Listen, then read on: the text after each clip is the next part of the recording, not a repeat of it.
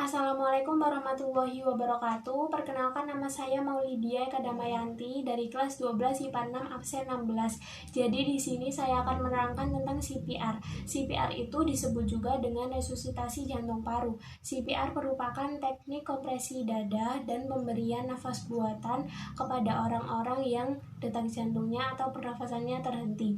Tindakan ini dilakukan kepada orang-orang yang tenggelam ataupun orang-orang yang mengalami serangan jantung. Resusitasi jantung paru merupakan teknik penyelamatan nyawa yang sangat berguna dalam keadaan darurat, termasuk serangan jantung atau saat tenggelam, di mana pernafasan atau detak jantung seorang berhenti seluruhnya. Ketika detak jantung berhenti, kekurangan darah oksigen dapat menyebabkan kerusakan otak hanya dalam beberapa menit. Seorang mungkin meninggal dalam waktu 8-10 menit. Di sini saya akan menjelaskan bagaimana sih cara melakukan CPR dalam teknik DRSCAB. Silakan simak video berikut ini. D. Dangers atau bahaya. Pastikan dalam keadaan tidak membahayakan korban maupun penolong. Bisa dilakukan bersamaan dengan memanggil korban. R. Respon atau kesadaran. Bisa dilakukan dengan memanggil korban, bisa dilakukan dengan menepuk bahu, maupun rangsang nyeri.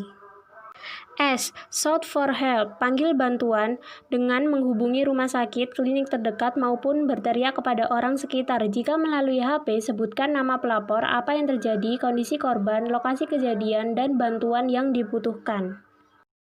Langkah berikutnya yaitu C. Circulation atau peredaran darah. Lakukan pengecekan nadi dan nafas korban secara bersamaan. Jika korban dalam kondisi tidak ada nadi dan nafas, lanjut ke tahap pompa jantung sebanyak 30 kali dengan durasi 16-18 detik.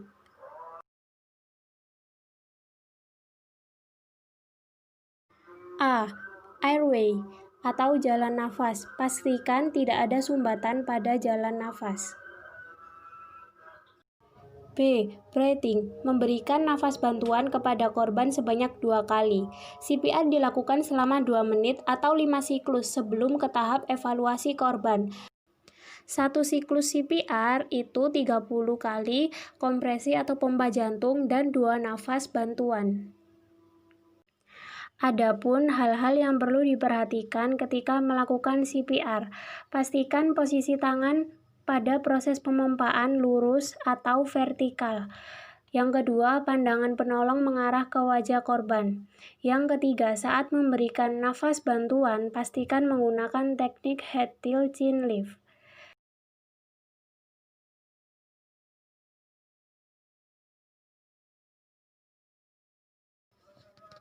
Jika sudah melakukan CPR selama 5 siklus, lakukan evaluasi atau pengecekan nadi dan nafas korban.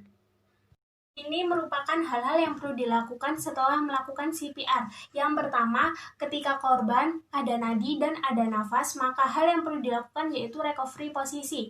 Yang kedua, ketika korban ada nadi tetapi tidak ada nafas, maka hal yang perlu dilakukan yaitu breathing support. Kemudian yang ketiga, ketika korban tidak ada nadi dan tidak ada nafas, maka CPR dilakukan kembali dengan cara yang sama. Jadi sampai kapan sih CPR ini dilakuin? Yang pertama, ketika korban benar-benar sadar dan ada respon. Yang kedua, ketika pertolongan medis datang. Yang ketiga, ketika penolong benar-benar merasa kelelahan. Sekian video dari saya. Apabila ada salah kata, saya mohon maaf. Wassalamualaikum warahmatullahi wabarakatuh.